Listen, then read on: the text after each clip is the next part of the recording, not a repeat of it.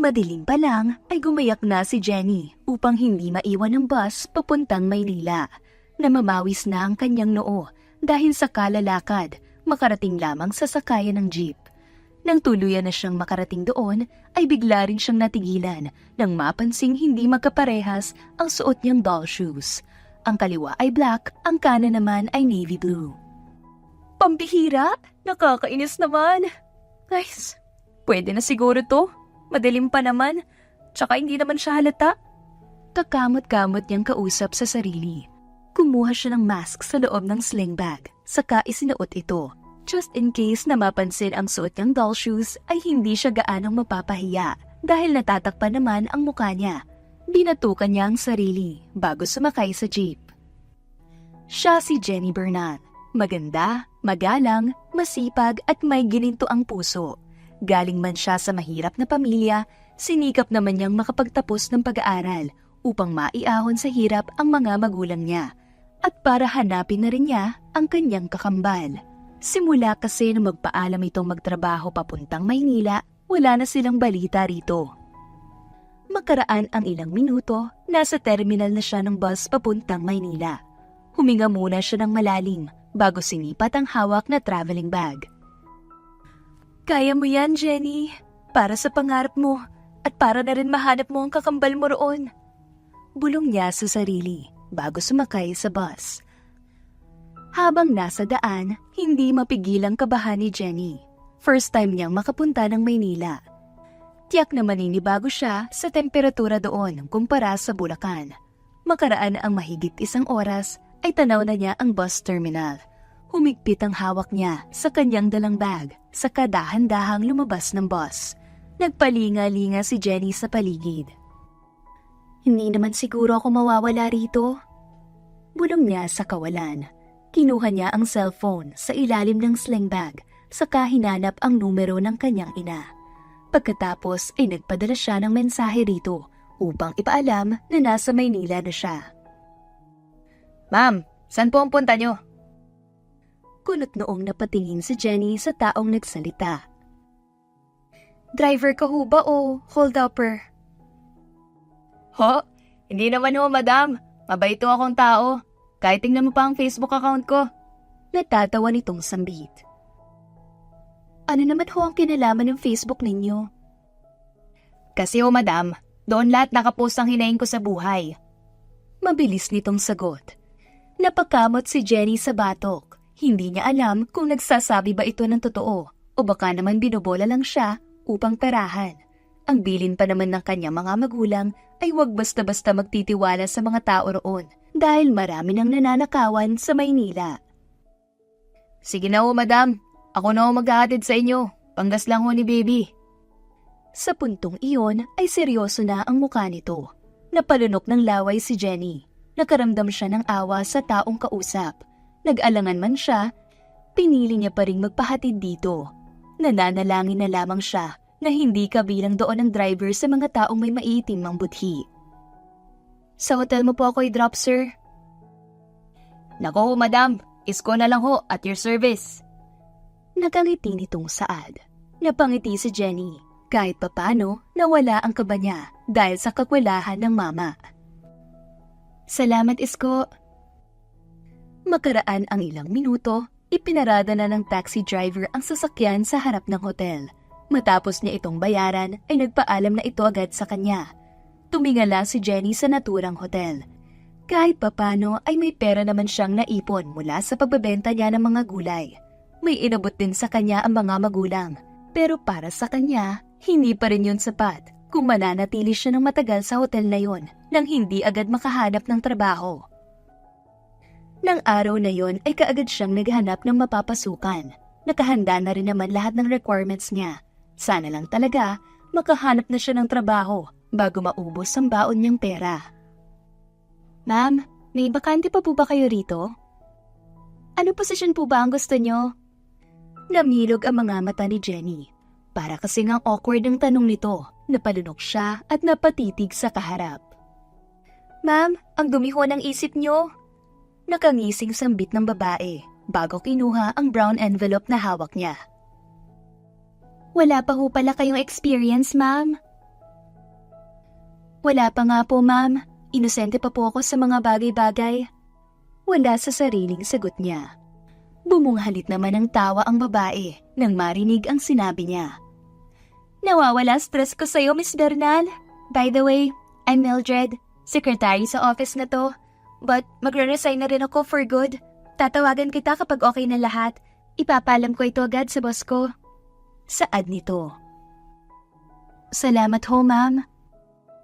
Pero, kakayanin mo ba ang pag-uugali ng boss dito? Strict yun at walang sinasanto. Kapag nagkamali ka, matik tanggal ka sa trabaho. Napapaisip si Jenny kung tutuloy ba siya o aatras. Sa huli, pinili niya pa ring sumubok sa laban. Sa isip niya, kapag nagsipag siya at hindi makagawa ng kapalpakan, siguradong maayos ang lahat. Pero alam niya rin na hindi mangyayari yon, lalo pa at baguhan siya. Magkakamali at magkakamali siya kahit anong pag-iingat pa ang gagawin niya.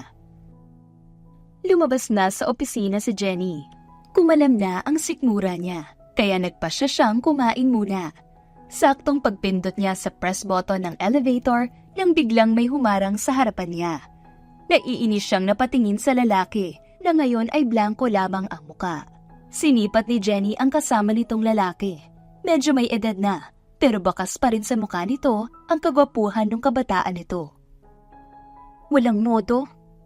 Sambit niya na hindi nakaligtas sa pandinig ng binata. Narinig niya ang pagtikhim ng lalaking kasama nito. Mawalang galang lang ho, madam. Hindi ho allowed ang outsider dito. Nag-a-apply ho ako, mga sir. Sana pala, isinara ninyo ang opisinang to nang walang taong makapasok. Naiinis niyang kinuha ang cellphone sa kanyang sling bag. Tiningnan siya ng supladong lalaki mula ulo hanggang paa. Tila sinuri siya nito nang walang binibitawang salita. Kumibot ang labi nito nang makita siyang tila namumula na sa inis. Kumunot ang noo ni Jenny dahil sa kabila ng suplado nitong muka, titig na titig pa rin ito sa kanya. Sir, hindi niyo po ba siya pasasabayin? No need. Narinig niyang usapan ng dalawa, kaya naman walang salita siyang umalis sa harap ng elevator. Padubog niyang tinungo ang hagdan pababa ng building na yon. Akala mo naman kagwapuhan? Arugante? Kausap niya sa sarili bago tinahak ang daan patungo sa labas ng building. Naghanap si Jenny ng kainan.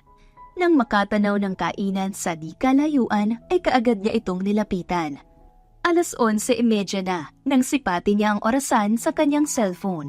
Nag-order siya ng isang cup ng kanin tsaka isang sinabawan na isda.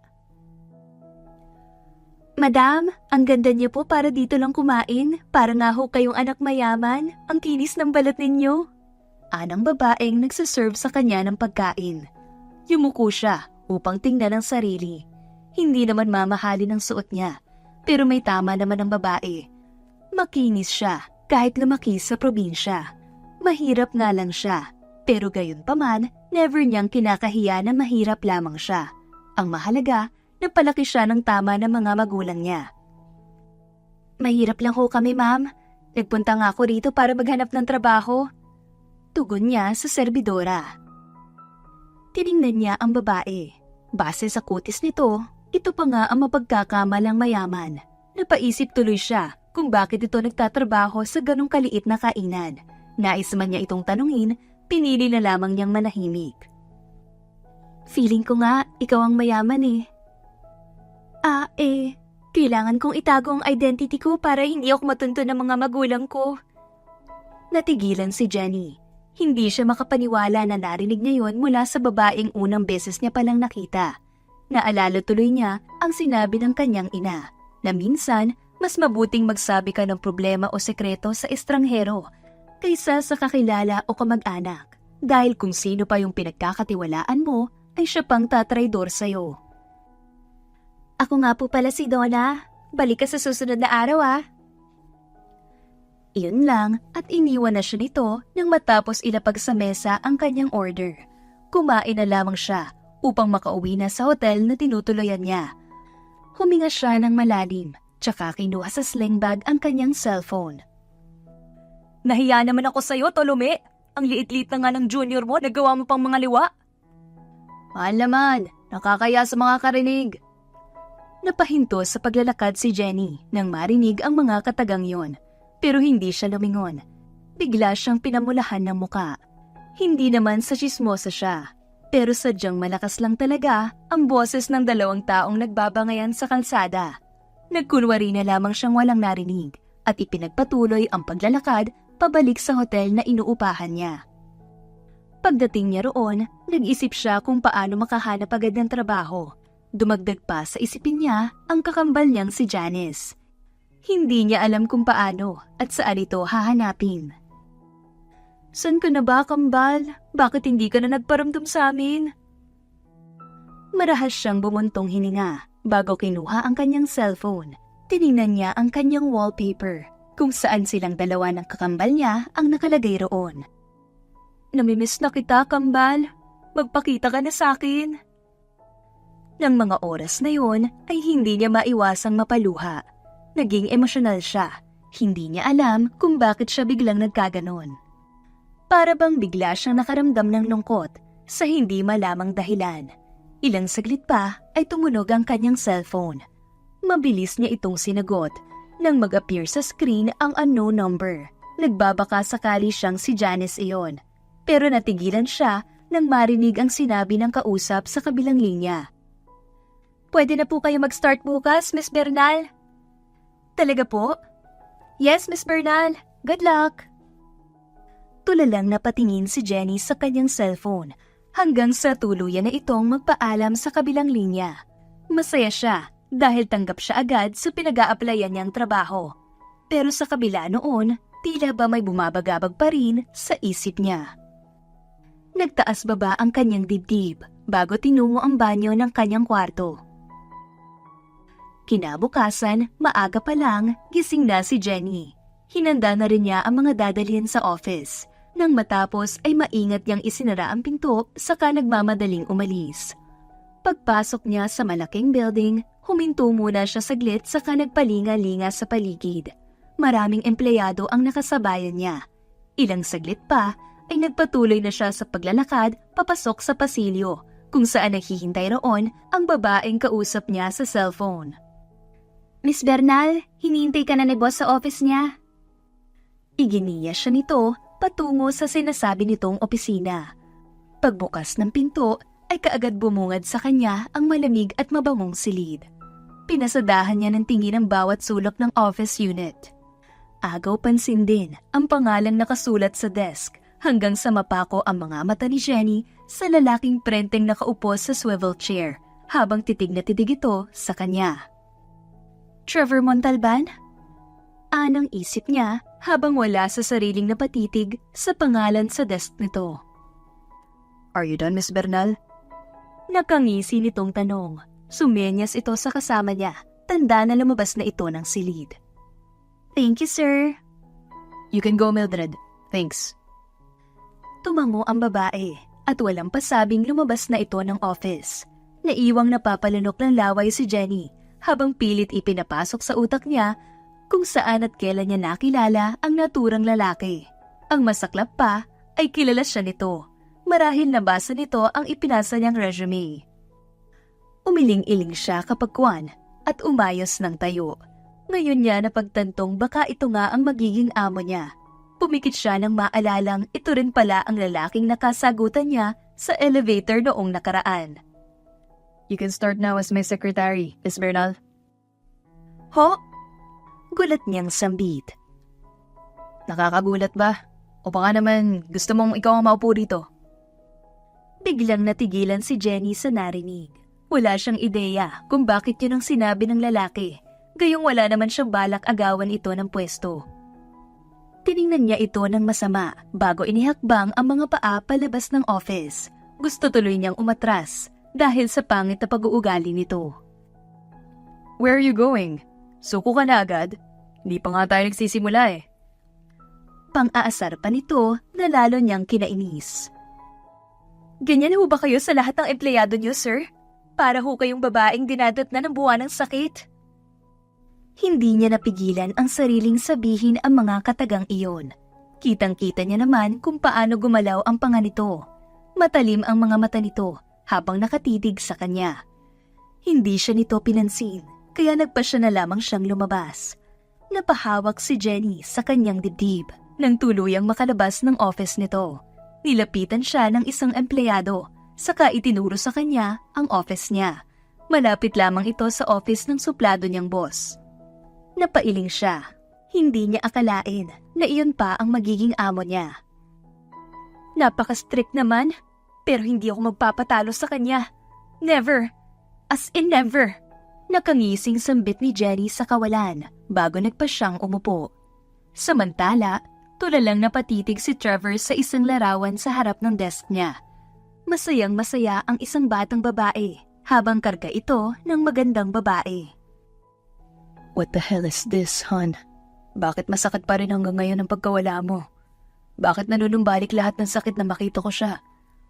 Kumayom ang mga kamao ni Trevor. Hinilamos niya ang muka at hinayaang maglandas ang mga luha sa kanyang pisngi. Hanggang ngayon, hindi pa rin niya makalimutan kung paano binawi sa kanya ang babaeng pinakamamahal niya. Sir, may naghahanap po sa inyo sa labas. Anang boses na nagpaangat ng mukha niya. Mataman siya nitong tiningnan habang nilalaro ang mga daliri. Papasukin mo. Opo, sir. Lumabas ito saglit at pagbalik may kasama na itong isang ginang. Base sa suot nito ay isa itong yaya. Why are you here, Yaya? Si Lori po kasi nagpupumilit pumunta rito. Gusto raw kayong makita. Tugon ng ginang. Sandaling napatingin si Trevor sa kanyang sekretary.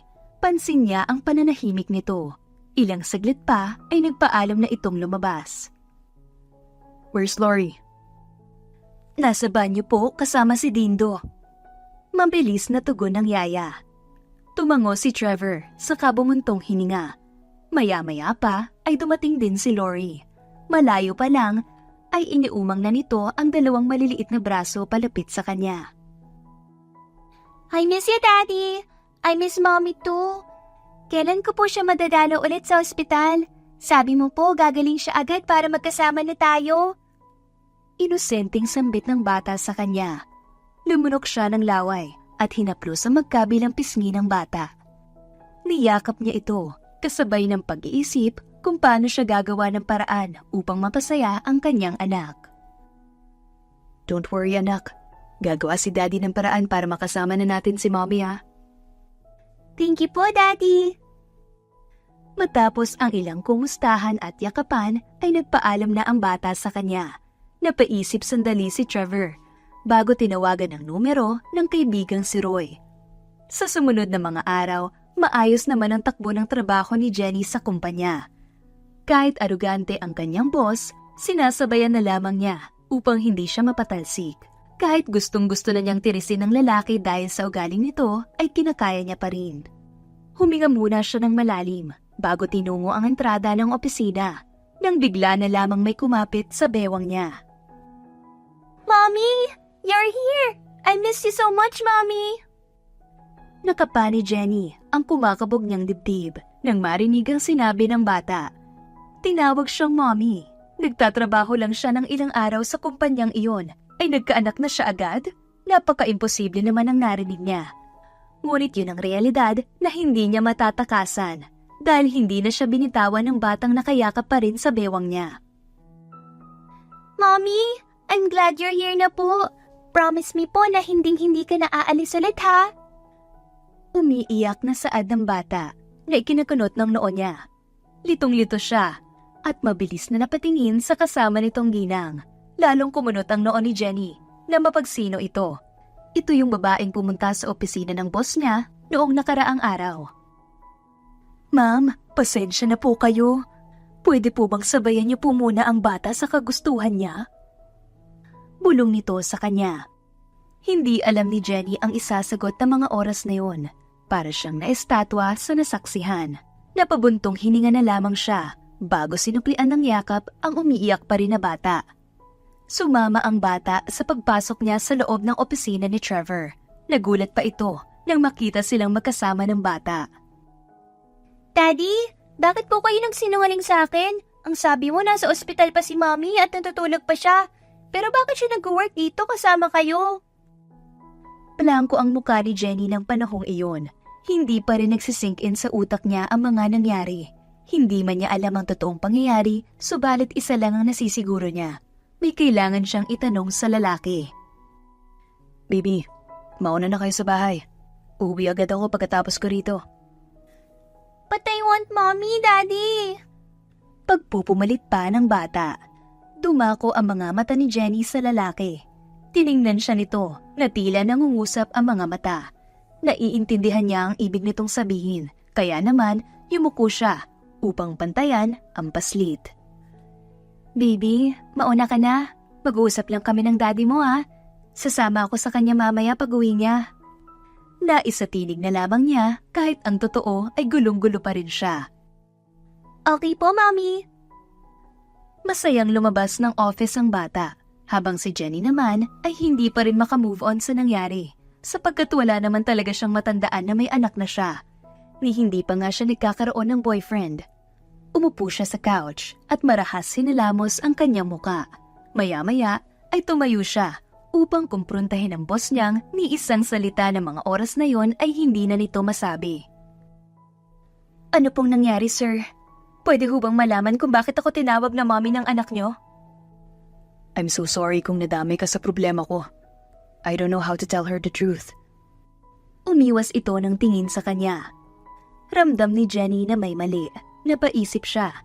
Hindi kaya kamukha niya ang ina ng bata, kaya siya tinawag na mommy nito? Sabihin mo sa akin ang totoo, sir. Kamukha ko ba ang nanay niya? Paniniguro niya pa sa lalaki. Bigla siyang nagka-interes na malaman ang bagay na yon. Unti-unti itong tumango, bagay na halos ikinatigil niya sa paghinga. Yeah, her name is Janice. Halos lumuwa ang mga mata ni Jenny nang marinig ang sinabi ng kanyang boss. Janice? Kanina kamukha niya ang ina ng bata, tapos ngayon, Janice rin ang pangalan? Coincidence lang ba ang lahat? Pakiulit nga, sir. Ano pong sabi niyo? Tama ang narinig mo, Jenny. Janice ang pangalan niya. Janice Bernal. But she's dead. Nakayuko nitong saad na siyang dahilan upang manlumo siya sa kinatatayuan. Nahigit niya ang hininga at wala sa sariling nagunahan sa pagpatak ang kanyang mga luha. Nanghihina siya at nang sandaling iyon, tila sinaksak siya ng 10 patalim dahil sa narinig. Napaupo siya sa sahig habang humihikbi, hanggang sa tuluyan na siyang humagulgol. Wala siyang pakailam kung magmukha siyang tanga sa harap ni Trevor. Sa katunayan nga, nakaramdam pa siya ng galit dito dahil sa pagsisinungaling nito sa kanya. I'm sorry. Forgive me if I didn't tell you the truth right away. Pinangunaan ako ng takot. Anang binata habang hindi pa rin ito makatingin sa kanya ng diretsyo. Tumigil siya sa pag-iyak at matamang tiningnan ng kanyang amo. Tumayo siya, saka lumapit sa direksyon nito. Tunay ka ba talagang lalaki, ha? Ano yun? Binuntis mo lang ang kapatid ko nang hindi man lang namin nalalaman? Karapatan namin malaman yon dahil pamilya niya kami, Trevor. Magalang siyang tao, pero nang sandaling iyon ay bigla siyang nawala ng respeto sa kanyang amo. I know, Jenny. I know. Pero ang kapatid mo ang ayaw pumayag dahil natatakot siyang kamuhian niyo siya. Ilang beses ko nang sinabi sa kanya na pumunta kami sa lugar niyo, pero hindi niya sinasabi sa akin kung saan siya nakatira. Mapera ka, Trevor. Kung gugustuhin mo, kaya mong ipahanap ang pamilya niya. Pero hindi mo ginawa dahil naduduwag ka. Sinamaan niya ng tingin ng lalaki at mabilis tinungo ang pinto ng opisina nito pero napigilan siya nito sa braso. Jenny, please, alang-alang sa pamangkin mo. Pwede ba magpanggap ka muna bilang nanay niya? Alam kong galit ka, pero nakikiusap ako. Kahit kay Lori na lang sana. Pakiusap nito habang hawak pa rin ang kanyang braso. Suminghot siya, saka huminga ng malalim. Sige, pero tandaan mo, hindi kita mapapatawad. Hinaglit niya ang brasong hawak nito, saka niya ito tinalikuran. Pinahid ni Jenny ang luha sa kanyang pisngi bago inayos ang sarili. Hapon na nangyayain siyang umalis ni Trevor patungo sa bahay nito. hindi pa rin nabawasan ang sama ng loob niya rito. Habang nasa daan, sinabi sa kanya ng lalaki kung ano ang kinamatay ng kakambal niya. She has leukemia. Pinagamot ko na siya sa States, pero wala pa rin pinagbago. Hanggang isang araw, tuluyan na siyang bumigay. At hanggang ngayon, hindi ko pa rin masabi-sabi sa anak ko ang totoo. Natigilan si Jenny sa narinig. Ginawa naman pala nito ang lahat, mabuhay lamang ang kakambal niya. Kaya hindi siya dapat magalit dito. Tumikhim siya, bago nilingon ang katabi. Sa ngayon, payag na siyang magpanggap siya bilang ina ng bata, upang maibsan man lang ang pangungulila nito sa ina. Makaraan ang ilang minuto, huminto ang sasakyan sa malaking bahay. Napanganga si Jenny dahil ngayon lang siya nakakita ng napakalaking bahay. Napakiwari niya ay mansyon na ito sa sobrang laki. Mommy? Abot hanggang tenga ang ngiti sa labi ng bata nang makita siya nitong papasok pa lang sa loob ng bahay. Sinugod siya nito ng yakap sa bewang. Mahigpit iyon na tila ba takot itong iwan siya. Napalunok siya ng laway bago hinarap ang bata. Ninitian niya ito at hinaplos-haplos ang matambok nitong pisngi. Niyakap niya rin ito ng mahigpit, kasabay ng sunod-sunod na pagpatak ng kanyang mga luha. Ang pangungulila niya sa kakambal ay ibinuhos na lamang niya sa pamangkin. Dalangin niya kung saan man ito naroroon, sana'y masaya ito kapiling ang Panginoon. Pagsapit ng gabi, aligaga si Jenny dahil ayaw siyang pakawalan ni Lori at laging sinasabi na doon siya matutulog sa kwarto ng daddy nito. Labag sa loob niya ang nais ng kanyang pamangkin pero wala siyang magagawa dahil nagpanggap lamang siya bilang ina nito. Sa kwarto ka na matulog. Hindi naman kita kakagatin. Bungad sa kanya ni Trevor nang pumasok na sa silid nito ang bata kasama ang yaya nito. Walang imik siyang tumango, saka sumunod sa lalaki. Tama ito, hindi naman siguro siya kakagatin nito. Isa pa, hindi pa niya ito napapatawad, kaya walang rason na gawan siya nito ng masama. Hindi siya agad nakatulog dahil naninibago siya. Hindi siya sanay na may katabi, lalong-lalo na at lalaki pa ito. Dumapa, tumihaya at tumagilid pero wala pa ring nangyari. Kaya naman, bumangon siya. Saka kinuha ang unan bago tinungo ang couch. Doon siya humiga hanggang sa tuluyan na siyang dalawin ng antok. Kinabukasan, tanghali na nang magising si Jenny. Bigla pa siyang napatayo nang maalalang may pasok pa siya sa trabaho. Nagmamadaling tinungo niya ang banyo upang makapaglinis ng katawan. Subalit gano'n na lamang ang panlalaki ng mga mata niya nang mabungaran ng lalaking naliligo at nakaharap pa sa kanya ng hubot-hubad. Hindi niya alam ang gagawin, kung kaya tumili na lamang siya pero mabilis siyang hinatak ni Trevor papalapit sa kinatatayuan nito. What are you doing? Baka marinig tayo ni Lori. Bastos ka! Really? Ako bastos? Sino ba sa atin ang hindi marunong kumatok? Sarkastikong sagot nito sa kanya. Namumula ang pisngi niya nang mapadako ang mga mata niya sa matitikas nitong dibdib. Halatang inaalagaan ng Jim ang katawan nito. Bitawan mo ako. Lalabas ako. I'm done here. Maligo ka na. Inabot nito ang tuwalya na nakasabit sa pader, saka walang hiyang humarap ulit sa kanya. Kitang-kita ni Jenny ang kabuuan ng lalaki. Hindi niya mapigilang mapalunok. Nang sandaling iyon, hindi niya alam kung bakit nasisiyahan siyang pagmasdan ng katawan nito. Baka matunaw ako niyan. Bulong ni Trevor, bagay na nagpabalik sa kanya sa realidad. Bastos! Naisatinig niya bago tinulak palabas ng banyo ang lalaki. Huminga siya ng malalim bago ibinabad ang katawan sa rumaragasang tubig. Bigla siyang pinagpawisan ng sandaling iyon sa hindi niya alam na dahilan. Uminit bigla ang katawan niya, marahil dahil iyon sa nakita niyang eksena. Hinilamos na lamang niya ang muka, saka binilisan ng kilos. Mommy, huwag ka na po mag-work. Dito ka na lang po kasama ko. Anang bata habang hawak-hawak nito ang kanyang mga kamay. Nasa hapag sila ng mga oras na yon at kasalukuyang kumakain ng agahan. Tinapunan niya ng tingin si Trevor na magsalita ito. Stay here, Janice. Pagtatama nito sa sasabihin, kaunting galaw na lang ay mabubuko na ito ng bata. Mabilis pa sa 4:00 ang ginawang pagtango-tango ni Jenny upang hindi sila mapansin ng bata. Dad, why did you call her by that name? Puno ng pagtataka nitong tanong na ikinayuko ni Jenny. Nagkamali lang si Daddy ng bigkas, anak. Bahagyang napaubo si Jenny at tinapunan ng tingin ang lalaki. Kung siya lang ang masusunod, sasabihin na niya sa bata ang totoo, pero nirerespeto pa rin niya si Trevor. Ako nang bahala sa office. Samahan mo na lang muna si Lori dito sa bahay. Utos sa kanya ni Trevor. Buong araw nakipaglaro si Jenny sa bata. Pinigyan muna niya ng day off ang yaya nito upang masolo ang pamangkin.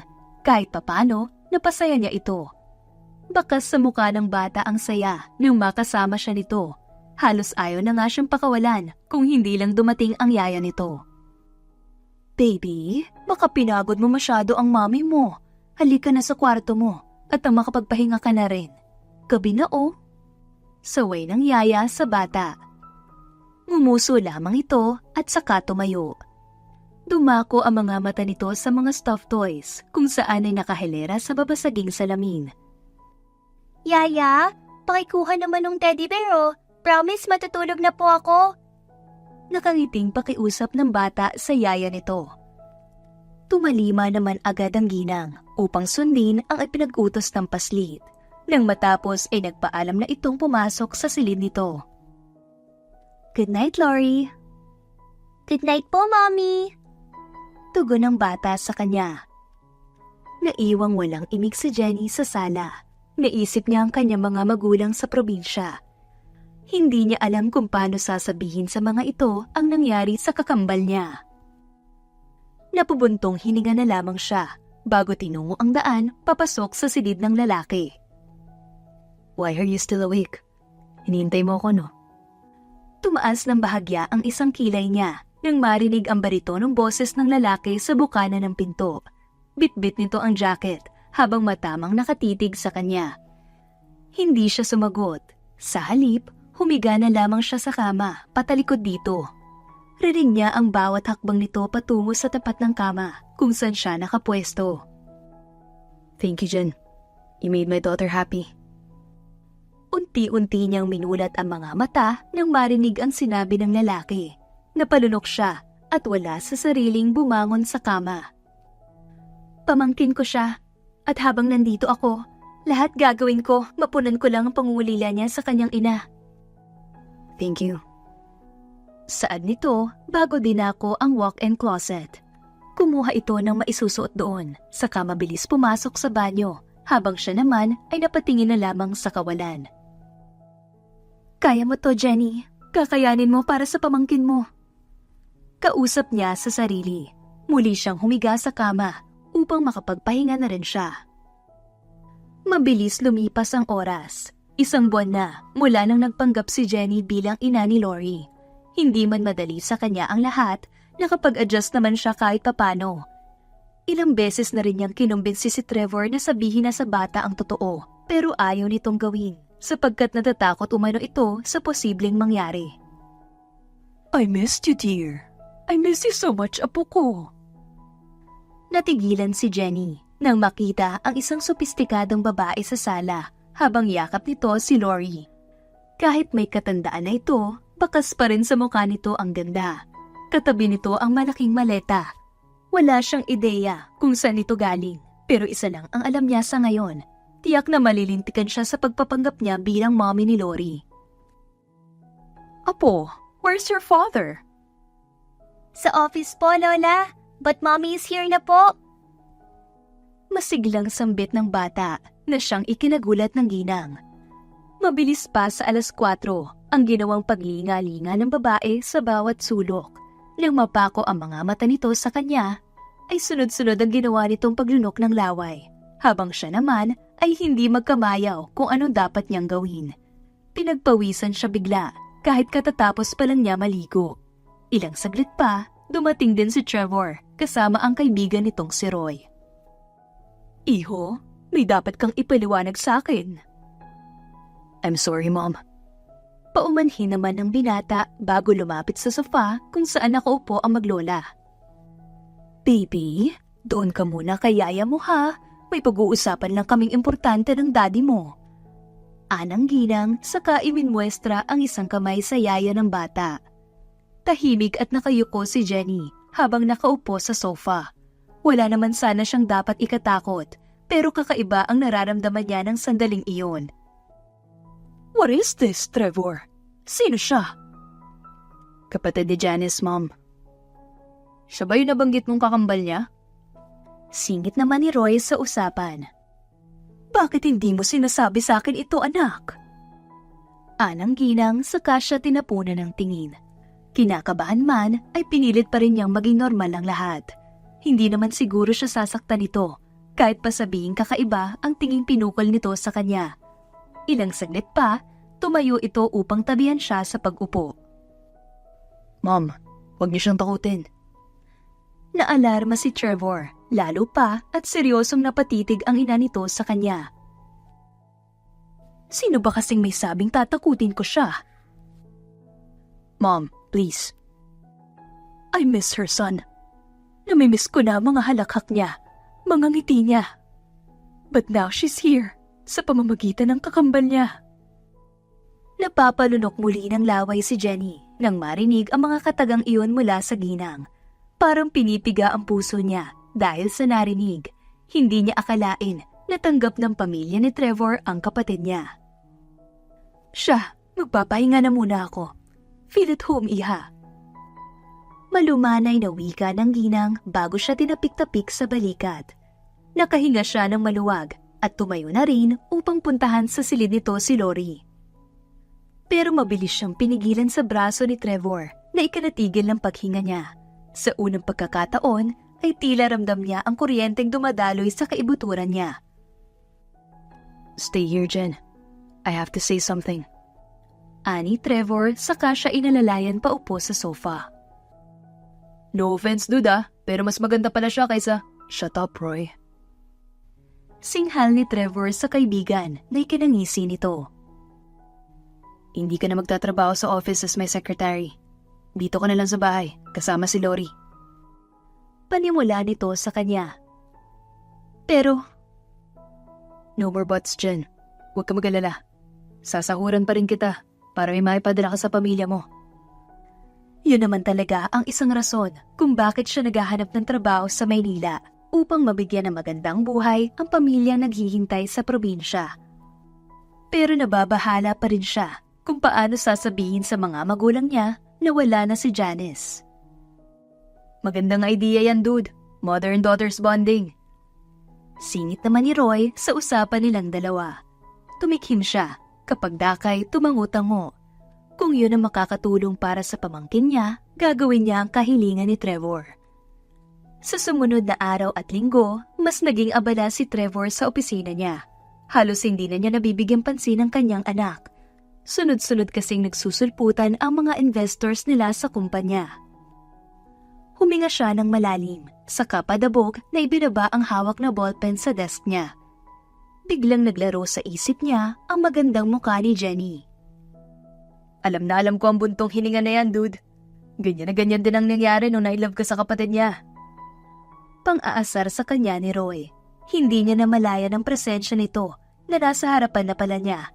Ngumisi ito ng nakakaloko bago binato sa kanya ang hawak nitong wedding invitation. Congrats, jerk. Natatawa niyang ganti sa kaibigan. Napapailing lamang ito bago siya binigyan ng peace sign saka mabilis tinahak ang daan palabas ng kanyang opisina. Maaga niyang tinapos ang nakatambak niyang trabaho upang makauwi na siya sa bahay.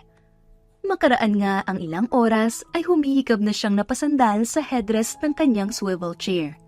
Pagkatapos ay tinawagan ng driver niya na naghihintay naman sa labas ng building. Samantala, pagod naman si Jenny habang nakikipaghabulan sa bata sa may hardin nang makarinig siya ng busina ng sasakyan sa labas ng gate. Tiningnan niya kung may mga bantay roon pero ni isa ay wala siyang nakita. Kaya naman, siya na mismo ang nagbukas ng gate para sa taong kararating lang. Bahagya pa siyang natigilan dahil iyon yung sasakyan na gamit palagi ni Trevor. How are you? Salubong nito sa kanya nang tuluyan itong makalabas ng sasakyan.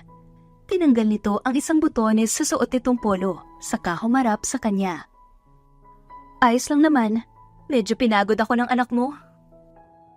Napakamot siya sa batok, kasabay noon ay ang pag-akbang sana upang balikan si Lori sa garden. Ngunit mabilis siyang nahawakan ni Trevor sa braso. Salamat sa sakripisyo mo, alang-alang sa anak ko. Wala yun, kahit papano pamangkin ko pa rin si Lori at napamahal na siya sa akin. Nais sana niyang sabihin na pati ito ay mahal na rin niya. Pero wala siyang lakas ng loob na sabihin iyon ng harap-harapan sa lalaki. Sa mga panahong kasama niya si Trevor ay batid niyang kakaiba na ang nararamdaman niya para dito.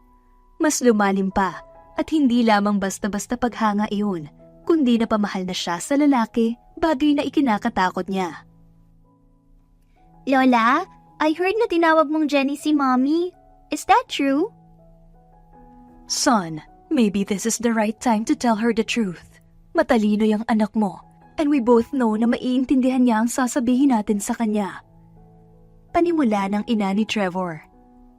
Nasa hapag silang lahat habang pinagsasaluhan ng hapunan na siya mismo ang nagluto.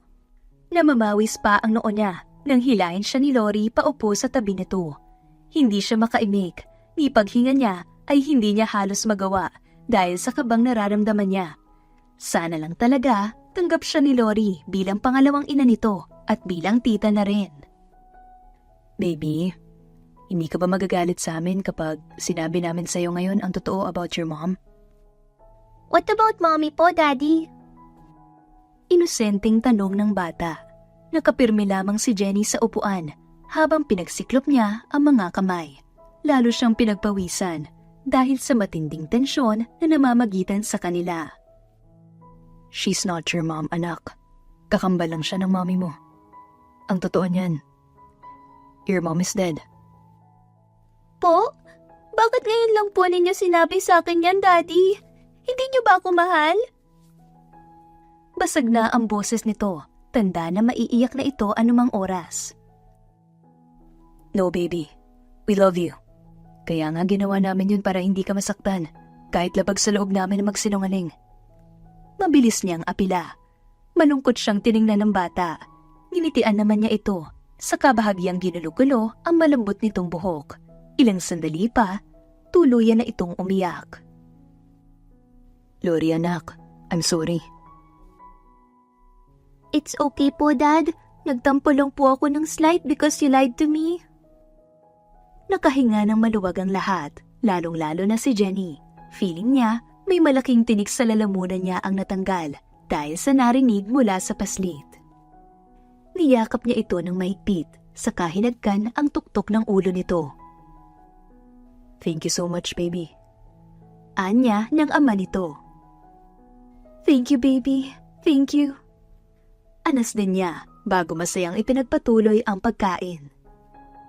Kinabukasan, araw ng linggo, nangyayain siya ni Trevor papunta sa puntod ng kanyang kapatid. Isinama na rin nila ang bata upang madalaw nito ang ina. Mommy, I miss you so much po.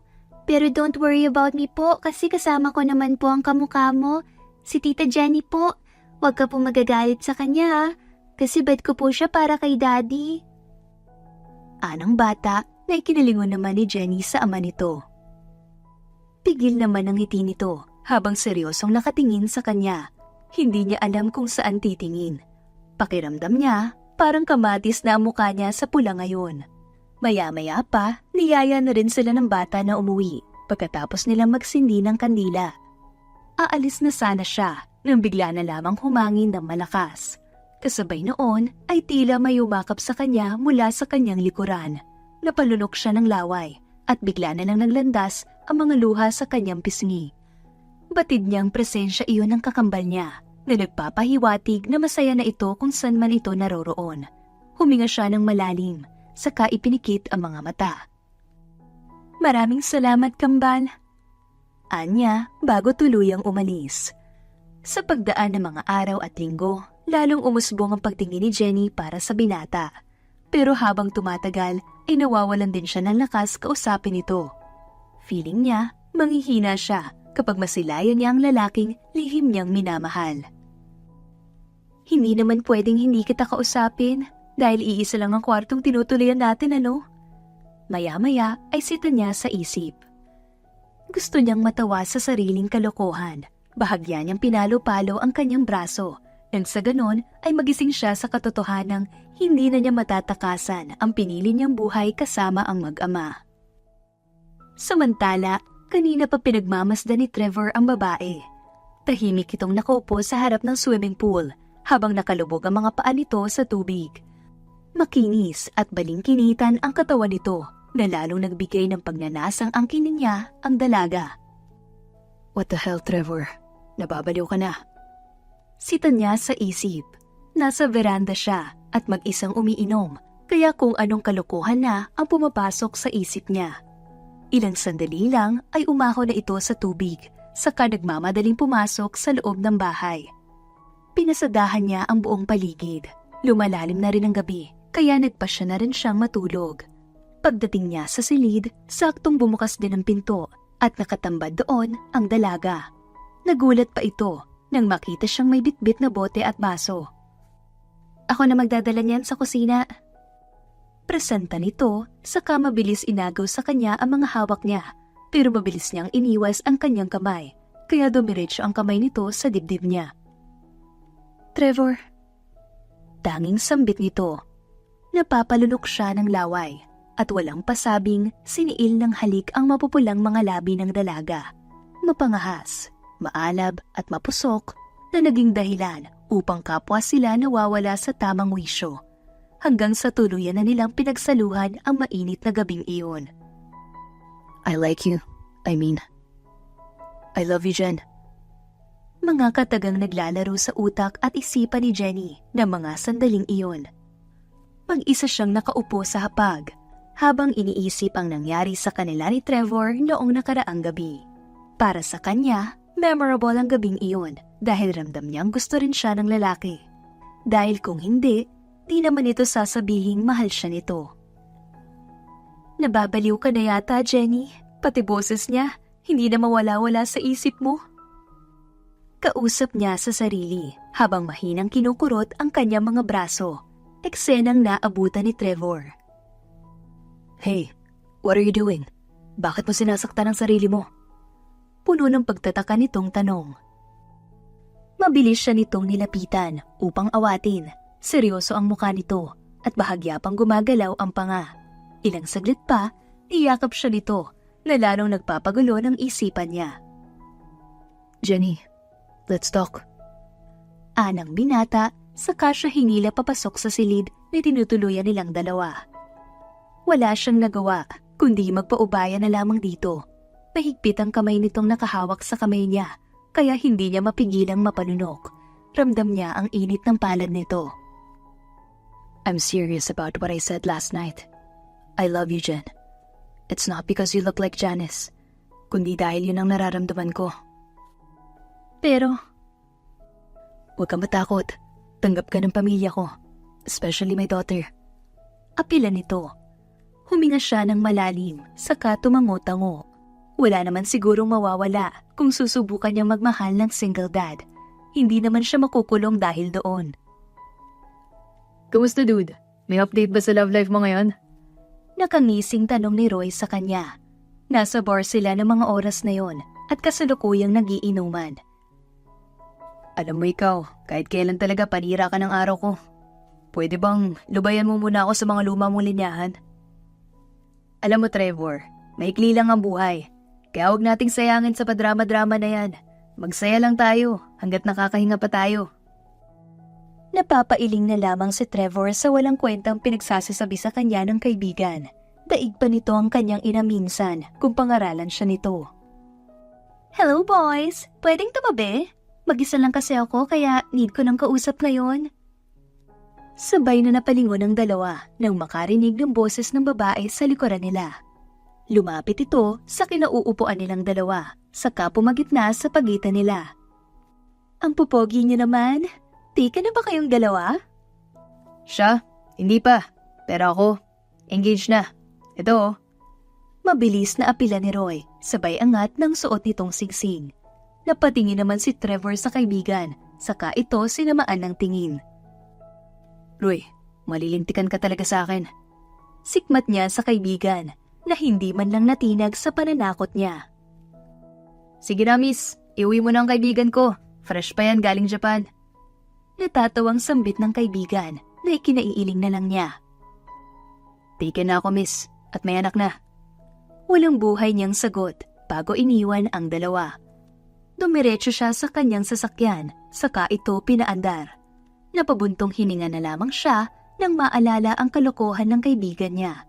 Dumaan siya sa store upang ibili ang dalaga, pati na rin ang kanyang anak. Pagdating niya sa bahay, sakto naman at naglalaro sa sala ang dalawa ng Wheels on the Bus, kung saan ay si Jenny ang bus habang sinasakyan ito ng bata. Naiiling niyang nilapitan ang mga ito. Baby, masyado mong pinagod ang mommy mo. Baka mamaya niyan, wala na siyang matirang lakas para sa akin. Nakangisi niyang saad sa bata na ikinaawang ng labi ni Jenny. Tinaasan siya nito ng kilay. Bibig mo, Mr. Montalban. Bata yung kausap mo hindi matanda. Daddy, Mommy, when po kaya ako magkakaroon ng kapatid? Gusto ko po sana baby boy naman para may magtatanggol sa akin if ever mabuli ako. Inosenteng saad ng bata habang nakanguso pa ito. Nagkatinginan ng dalawa dahil sa narinig.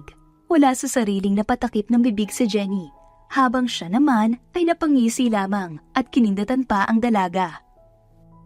Naku baby, imposible yan. Baog si mommy kaya hindi kita mabibigyan ng kapatid. Po? Why naman po? Ibig sabihin, no more babies na dito sa house natin? Sayang naman po, Mommy. Ramdam ni Trevor ang panghihinayang sa mukha ng kanyang anak. Kaya naman, pasimple niyang tiningnan si Jenny, na ngayon ay palihim itong nakangiti. Mahal naman. Saad niya rito, dahilan upang hawakan nito ang magkabila niyang pisngi. Oo na, kahit isang dosenang anak pa ang gusto niyong mag-ama, ibibigay ko. Talaga po, Mommy? 1 dozen po? Bakit naman po super dami? Baka po maging baboy na po kayo niyan. Natatawa at napapakamot sa batok niya si Trevor habang masinsinang pinapakinggan ng anak. Ayos lang yan baby, yakang-yaka na yan ni mommy. Tugon pa nito. Natatawang hinila ni Trevor sa bewang ang dalaga, saka walang pasabing sinakop ang mga labi nito. Ni hindi niya iniisip na may bata silang audience. Yehey! Kailan po ang kasal, Daddy? Ako po ang maid of honor, Oo naman apo, at ako na ang bahala sa lahat.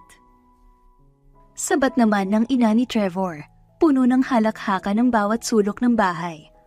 Masaya si Trevor dahil muling nabuo ang pamilya niyang minsan nang nawasak noon. Nang sandaling iyon, wala siyang ibang hinangad kundi mapabuti ang kanyang pamilya. Pre, napapansin mo rin ba napapansin ko? Ano ba yun? Ang ingay-ingay mo. Kanina pa nakatingin sa pwesto natin yung babae. Nagagapuan yata sa akin eh. Nakangising sagot sa kanya ng kaibigan. As usual, nasa bar sila ng mga oras na yon upang magpalamig. Umiinom lang naman siya sa ganong klaseng lugar para mag-unwind at hindi lumandi ng babae. Hindi siya ganong klaseng tao. Kapag nagmahal siya, iisa lang talaga yon at ayaw niyang may reserba dahil sakit lamang iyon sa ulo. In your dreams, dude. Maiya ka nga sa balat mo. Mas gwapo pa nga yung driver kong si Dindo sa'yo eh. Mag-ayos ka kaya muna bago mong purihin yung sarili mo. Para ka ng manong sa forma mo ngayon since nag-asawa ka na. Mahabang litanya ni Trevor sa kaibigang si Roy. Ouch naman dude. Busy lang ako sa work. Alam mo na, nakatatlo na kami ni Mrs. kaya palaki ng palaki ang responsibilidad ko sa kanila bilang tatay. Huminga ito ng malalim bago lumagok ng alak. Natahimik si Trevor at napaisip. Baka ganun din siya kapag marami na siyang anak na binubuhay. Maski yata pagtulog niya, hindi na niya magagawa. Base sa nakikita niya ngayon sa kaibigan niya, malaki na ang pinagbago nito. Pumayat at tumaas na ang balbas. hindi na naaalagaan ang sarili.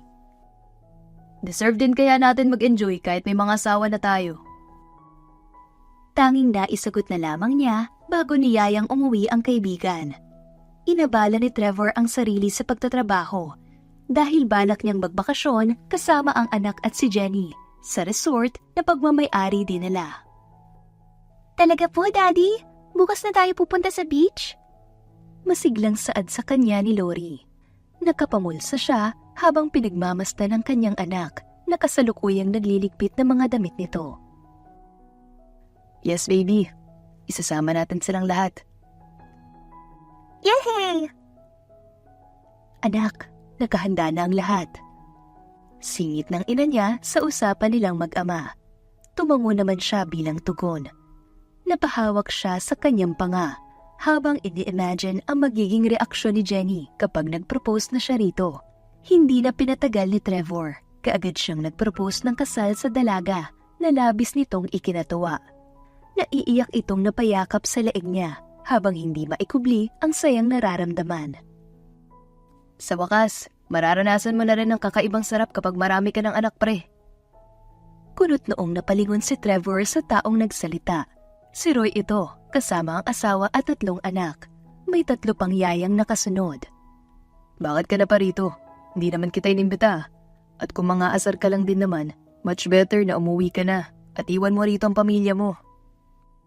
Uy, easy naman dude. Nagbibiro lang naman ako. Pero totoo. Roy, chichinalasin na talaga kita.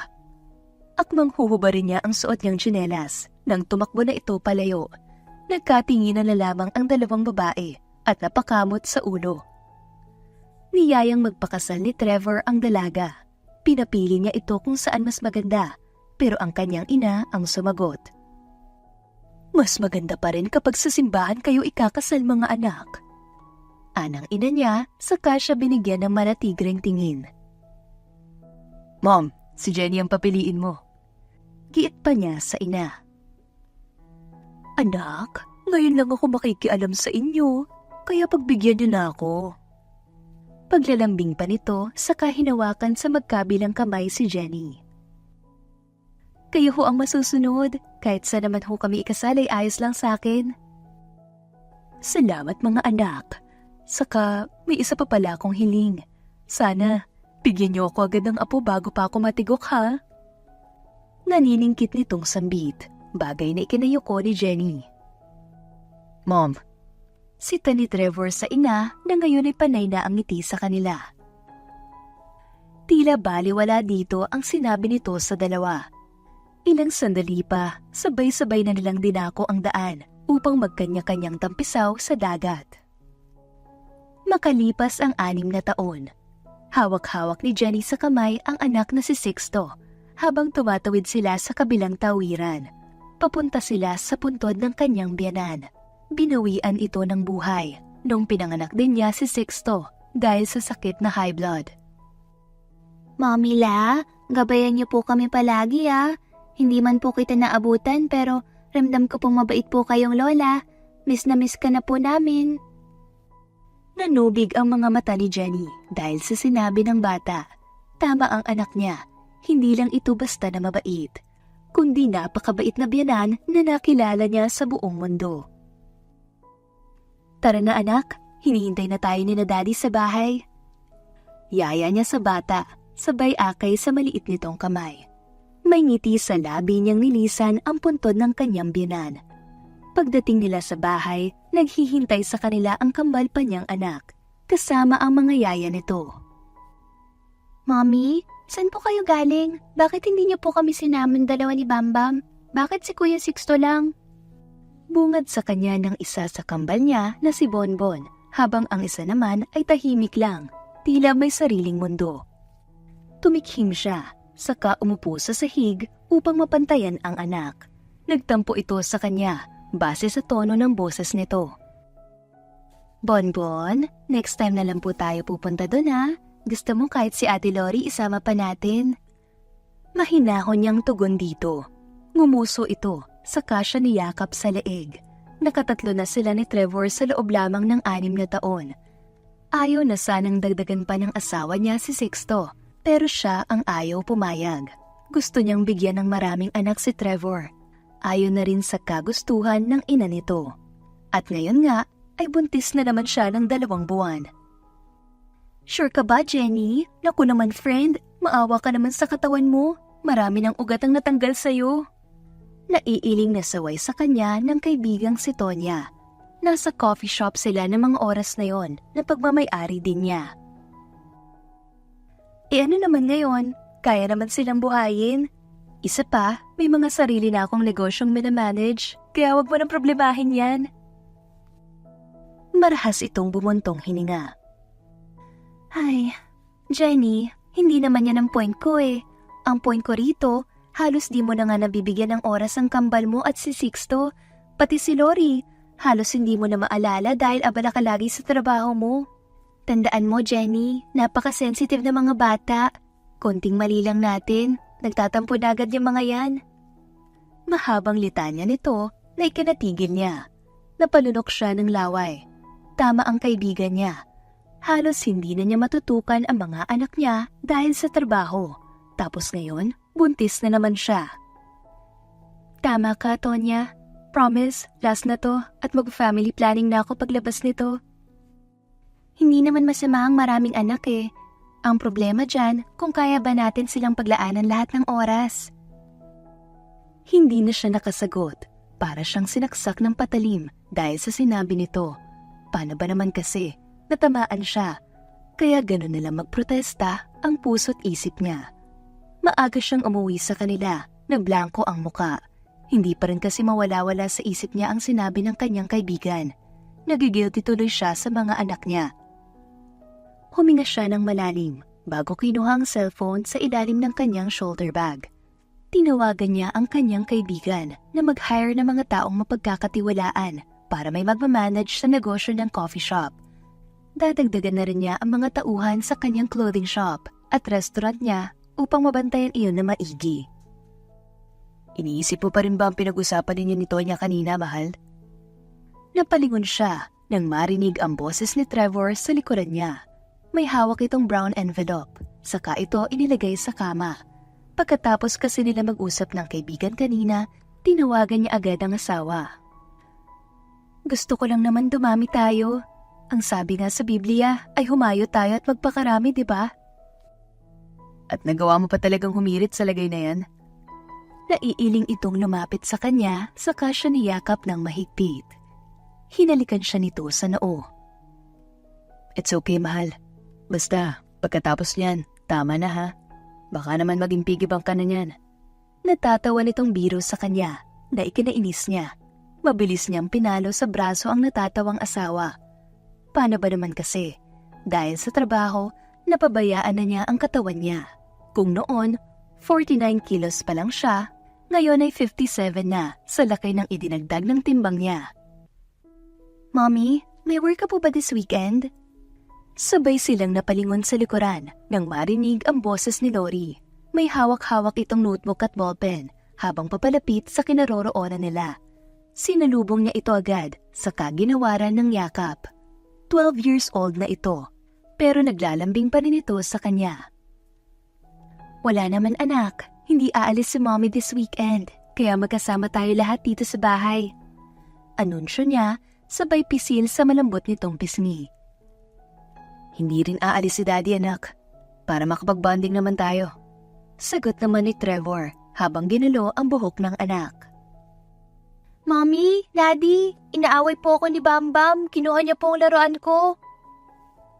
No, you're lying. Ikaw kaya ang nauna. Gumanti lang ako. Sumbong naman ni Bonbon sa kanila. Nagunahan pa sa pagtakbo ang mga ito patungo sa kinaroroonan nila. Marahas siyang bumuntong hininga bago nilapitan ang 2 bata. Mga anak, di ba ang turo sa inyo ni Mommy magbigayan kayo at mag-awayin ang isa't isa? Magkapatid kayo, hindi lang basta-basta kapatid. Kambal kayo. Pangaral ni Jenny sa mga anak. Yes po. Sorry po, Mommy. Sabay tura ng 2. Maya-maya pa, namilog ang mga mata ni Bambam habang napatingin sa likuran ng Ate Lori nito. Ate Lori, Ano po yung pula sa puwet mo po? Bakit? Baby, anak, just go to your room and likpitin niyo na ang mga laruan niyo ron na nagkalat. Mabilis na apela ni Jenny sa anak. Tinuruan niya ang mga anak na huwag umasa sa mga katulong. Dapat marunong pa rin sila sa gawaing bahay, kahit na may kaya pa sila sa buhay. Mahal, ikaw na muna ang bahala sa kanila. Sasamahan ko lang si Lori sa kwarto niya. Iyon ang unang beses na dinatnan si Lori, kaya todo alalay siya rito.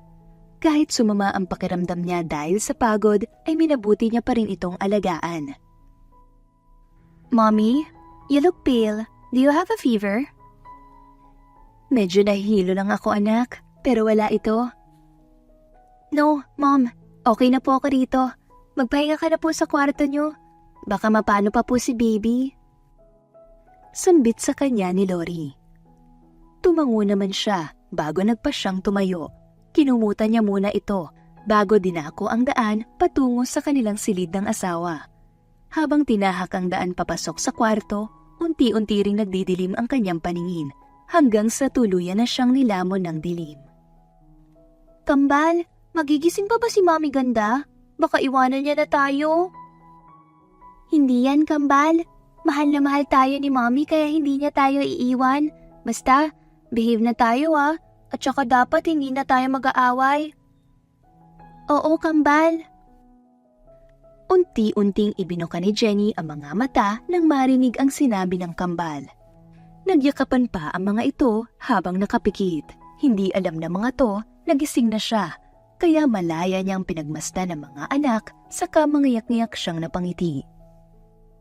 Twins, gising na si Mommy. Kaya huwag kayong mag-aaway sa harap niya para happy lang si baby sa tummy ni Mommy. Yes po, Daddy. Kakapasok lang ni Trevor at may hawak na tray na naglalaman ng pagkain. Pinalabas na muna nito ang Kambal, saka siya sinubuan ng lugaw. Mabuti na lang at maagap kitang nasalo kanina, mahal. Baka kung napano na kayo ni baby kung hindi agad kita nakitang pasuray-suray habang naglalakad. Dinaig mo pa ang lasing. Nahihilo lang talaga ako, mahal. Pero okay na ako ngayon. Salamat sa pagmamahal, Trevor. Tumango ito, saka siya siniil ng halik sa labi. Salamat din, mahal, dahil sa sakripisyo mo. I love you so much. Tugon ng kanyang asawa. Wala nang mahihiling pa si Jenny dahil nasa kanya na ang lahat. Masaya ang binuo nilang pamilyang dalawa ni Trevor kasama ang kanilang mga anak. Lumago pa ang mga negosyong ipinundar ni Jenny matapos ang ilang buwan. Nagpapasalamat siya sa kaibigang si Tonya dahil hindi siya nito iniwan ng mga panahong kailangan niya ito. Nanganak na rin siya sa bunsong anak nila na lalaki. Kaya naman, nagdesisyon na rin siyang sunduin ng kanyang mga magulang sa probinsya upang magsama-sama na sila. Jenny, tama na itong sikulot ha? Huwag mo na siyang dagdagan. Ang ganda pa naman ng mga mata at ang tangos pa ng ilong. Nakakabighaning tingnan. Parang may magic. Inay naman, kung ano-anong lumalabas sa bibig niyo, baka mausog ho yan si kulot. Sito niya sa ina, saka hinaplos-saplos ang buhok nito, kagaya ng pansit kanton. Sa apat niyang mga anak, yung bunso lang ang kakaiba.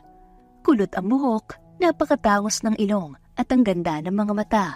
Kuhang-kuha nito ang tangos ng ilong ni Trevor, pero hindi ang buhok nito. Hindi rin alam ni Jenny kung saan nagmana ang buhok nito, gayong smooth at tuwid naman ang mga ate nito at kuya. Mahal, saan mo ba kasi pinaglihi ang buhok ni Kulot? Hindi ka naman mahilig sa pansit kanton. Pangungulit ng asawa sa kanya. Hindi niya alam ang isasagot dito dahil maging siya man ay wala ring ideya kung bakit si Kulot lamang ang naiiba sa apat nilang anak. Gayunpaman, pantay-pantay ang pagmamahal nila sa mga ito. Hindi na mahalaga yon, mahal. Ang mas mahalaga, nagmamahalan at hindi tayo nagkukulang sa kanila kahit gaano man tayo kabusy sa kanya-kanya nating trabaho. Mommy, Daddy, naka-highest score po ako sa final exam namin. Masayang anunsyo ni Sixto nang makapasok ito ng bahay. Ni hindi pa nga nito nahuhubad ang suot na sapatos. Really, anak? Proud na proud kami ni Daddy sa inyo, mga anak. Congratulations! Niyakap niya ang anak, saka hinaplos-haplos ang buhok nito. Maya-maya pa, nagsidatingan din ang kambal at ang ate Lori nila. May kanya-kanya na ring bitbit na notebook at lapis ang kambal, habang cellphone naman ang hawak ni Lori. Ate Lori, how's school? Ayos naman, Sixto. Matataas naman ang grades ko. Ikaw ba? Baka naman mamaya binibigyan mo lang ng sakit sa ulo mga magulang natin, ha? Hindi ako nga po ang may pinakamataas ang grade sa amin. Pagyayabang pa nito sa kapatid. Nakangiting pinagmasdan ni Trevor ang mga anak habang magalang na kinakausap ang isa't isa. Sa isip niya, wala na siyang hihilingin pa dahil ibinigay na sa kanya ng Diyos ang lahat. Masayang pamilya at ang tuloy-tuloy nilang pag-angat sa buhay. Pre, I heard ngayon ang dating ni Stella from States. Hindi ka ba sasama sa amin? Bungad sa kanya ni Roy nang makapasok ito sa office niya. Napabuntong hininga na lamang siya bago sinamaan ng tingin ng kaibigan na ngayon ay printing nakaupo sa bakanting upuan paharap sa kanya. Ikaw na lang. Alam ko naman na puro kalokohan lang alam mong gawin doon. Hey, bakit parang bite-bite na natin ngayon? Dati-rati naman nung high school days natin, ikaw ang pinaka-bad boy sa grupo. Arogante at stricto. Tantanan mo ko, Roy. Naririndi na ako sa boses mo. Sikmat niya sa kaibigan, pero nginisihan lamang siya nito. Friend. Nandito ka lang palang lalaki ka? Kanina pa ako tawag ng tawag sa'yo pero hindi mo naman pala sinasagot? Sabay na napadako ang mga mata nila sa bukana ng pinto nang sumulpot doon ang asawa ng kanyang kaibigan. Halatang nababagot na ito kakahintay sa lalaki. Kinugulo mo na naman yung kaibigan mo, Roy. Ni hindi ka pa nga naliligo eh. Amoy panis ka na. Love naman, pinapahiya mo naman ako sa harap ng kaibigan ko eh. Reklamo nito, sabay kamot sa batok. Naiiling na palipat-lipat ng tingin si Trevor sa mag-asawa na kasalukuyang nagbabangayan sa opisina niya. Umuwi ka na kasi, Roy. Panggulo ka lang sa trabaho ko. Yes, boss. Basta, mamayang gabi ha. Don't forget, okay? Nag-file ng leave si Trevor ng 1 linggo sa trabaho upang makasama niya ang kanyang pamilya. Dinala niya ang mga ito sa probinsya ng Bulacan kung saan nakatira si Jenny. Doon niya naisipang magbakasyon para maiba naman daw ayon pa sa kanya. Wow, sobrang ganda po pala rito sa inyo, Mommy. Ang lamig ng simoy ng hangin at ang presko pa. Unlike sa city. Oo nga po, Mommy. Ang ganda rito. Napangiti si Trevor sa narinig. Masaya siya dahil napapasaya niya ang mga anak niya. Inisa-isa niyang kinuha ang kanilang mga gamit upang dalhin iyon sa bahay ng kanyang mga biyanan. Pinaayos niya ang bahay simula noong doon na nanirahan ng mga ito sa Maynila kasama sila. Matagal na rin siyang napatawad ng mga magulang ni Jenny dahil sa nangyari kay Janice. Maraming salamat, mahal ha. Pinasaya mo ko at ang mga bata. Ani Jenny sabay yakap sa bewang niya. Hindi ako magsasawang mahalin kayo ng mga anak natin, mahal. Kayo ang buhay ko. Hinaplos niya ang buhok ng asawa, saka iyon hinalikan. Para kay Trevor, hindi man siya perpektong asawa at ama, pero lahat ginagawa niya para sa kanyang pamilya. Ang tanging hiling na lamang niya sa Diyos ay hindi mapariwara ang mga anak niya kapag wala na sila ni Jenny sa mundo. Labis ang pasasalamat niya sa Diyos dahil binigyan siya ng maganda at napakabait na asawa. Ganon din ang mga anak niya. Wakas. Shoutout po kay Pinky Flores from Mariveles, Bataan, Daryl Sukandan from General Santos City, Sherilyn Bolo from Pasig City, Marivic Manalon from Hong Kong, Cheryl Sabusido and Christina Dampios from Talamban, Cebu City.